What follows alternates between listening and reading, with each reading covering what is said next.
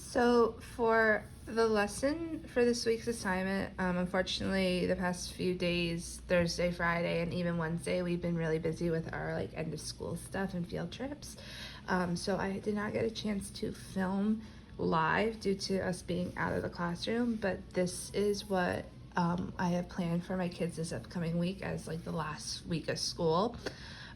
We are in a animal unit in science where the students are learning about different types of animals, invertebrates, if the animal is different, what type of consumer it is, and the different types of habitats.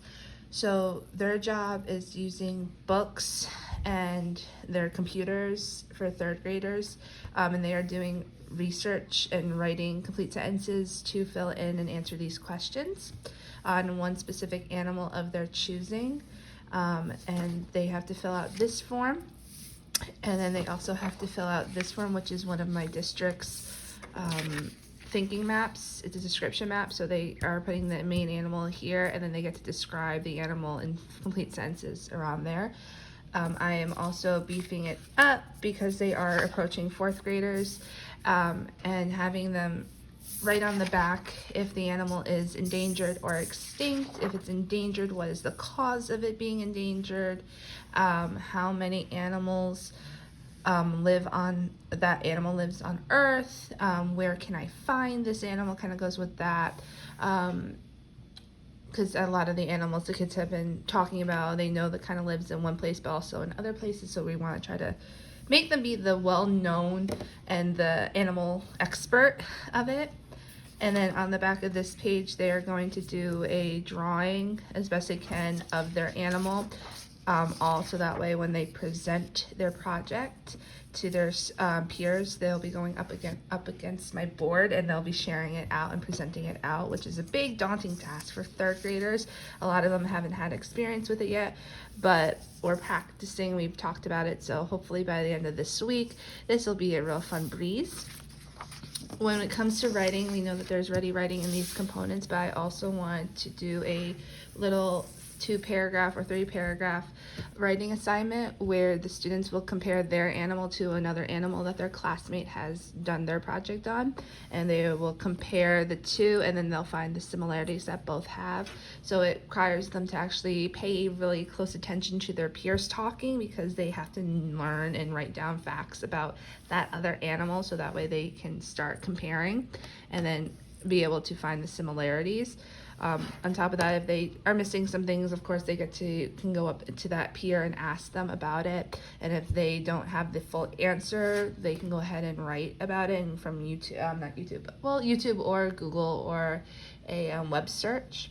And then from there on, they will actually take this, and this is their graphic organizer for their writings, and we'll go ahead and do a small 3-paragraph essay where the first paragraph is their opening and introduction. The second paragraph is either they're comparing the two animals or they're writing the similarities, and then the last paragraph is the opposite. So if they did the similarities first, then they'll do the comparison. If they did a comparison first, they'll do the similarities.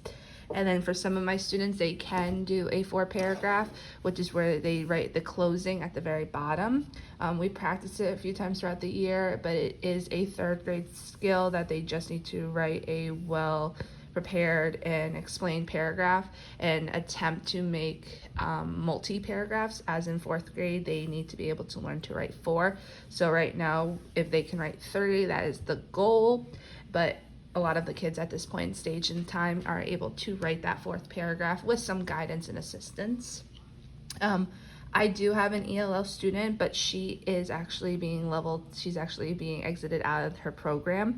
So for other ELL students, I probably wouldn't have them complete this. I would probably have a similar one, but less daunting, where it's theirs and then just another animal of their choosing, and they could use Spanish to English books, or because she is Spanish, or their native language books, and just write things that they have in common or that's different, and then they could work with me to find the similarities, because that can be a little trickier.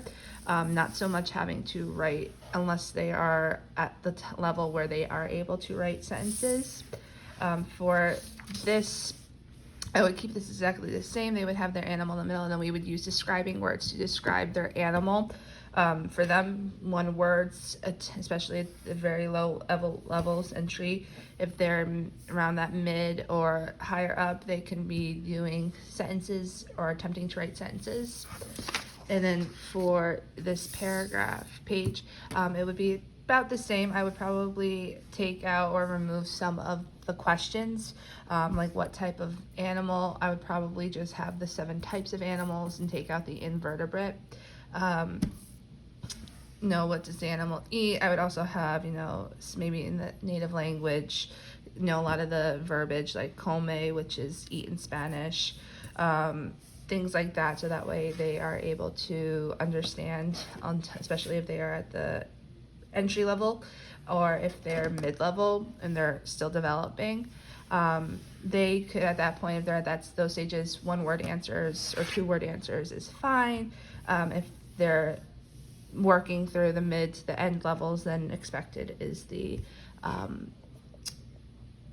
sentences or attempts of sentences. But that is the lesson that we are actually going to be doing tomorrow, Monday. So yes, that's the plan.